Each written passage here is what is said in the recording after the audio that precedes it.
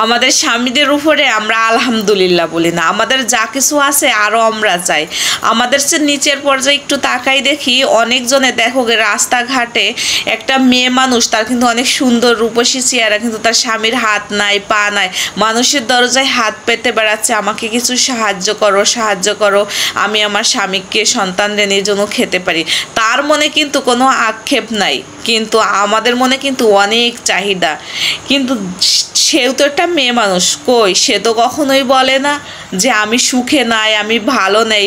কিন্তু আল্লাহ পাক আমাদের স্বামীকে তো দুইখান হাত আছে, দুইখান পা আছে, ইনকাম করে আমাদেরকে ঘরে বসায় খাওয়াতে পারতেছে।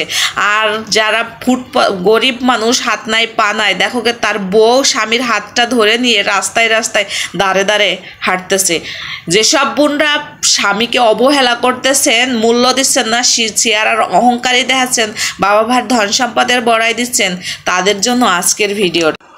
যে বা যারা আমাকে বলেন যে আপু আপনি শুধু স্বামী স্বামী করেন, আপনি একটা মেয়ে মানুষ, আবার অন্য মেয়ে মানুষদের দোষ ধরেন কি জন্য?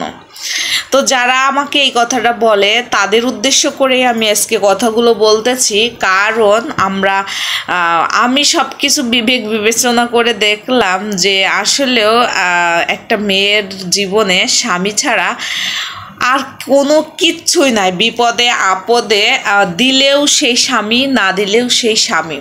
কারণ স্বামীর ঘরে যদি বছরকে বছর টিকে থাকি, স্বামীর ঘরে যদি আমি একটা পোশাক পরে যদি সারাটা বছরও কাটাই দেই, তাও কেউ কিছু কখনো কিন্তু বলবে না। কিন্তু দেখেন আমাদের সমাজের কিছু মানুষ আছে, স্বামী ছাড়া যদি মায়ের বাড়ি যেয়ে যদি 1 সপ্তাহ 2 সপ্তাহ থাকি, পাড়া প্রতিবেশী বলবে যে এই তোর কি স্বামীর ঘরে থেকে বা স্বামীর সাথে গ্যাঞ্জাম ফ্যাসাদ করে আসছিস, কোনো কিছু সমস্যা হয়েছে বা শ্বশুর বাড়ি থেকে কোনো সমস্যা হয়েছে। কিন্তু যেখানে আমরা বড় হয়েছি, যেখানে আমাদের বেড়ে উঠছে, সেখানেই আমরা পর হয়ে যাই। কিন্তু স্বামীর বাড়ি থাকলে স্বামী কখনোই পর হয় না।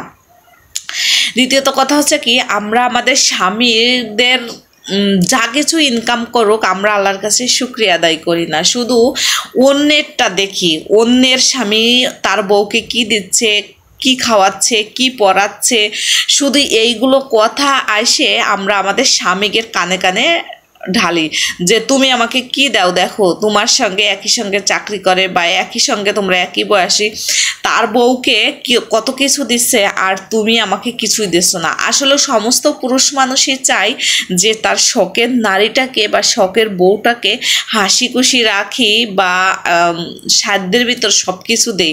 যদি সাধ্যের ভিতর কিছু নাও দিতে পারি, তারপরে মন থেকে ভালোবাসে।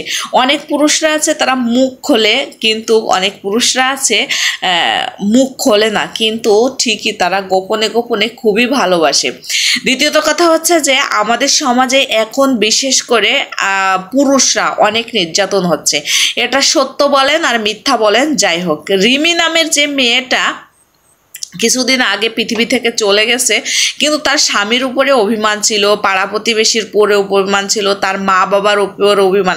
এক হাতে কখনো তালি বাজে না।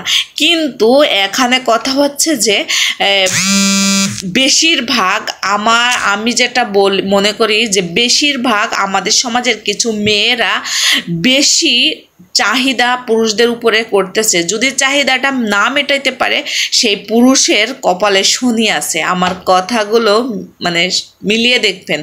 কারণ হচ্ছে আমাদের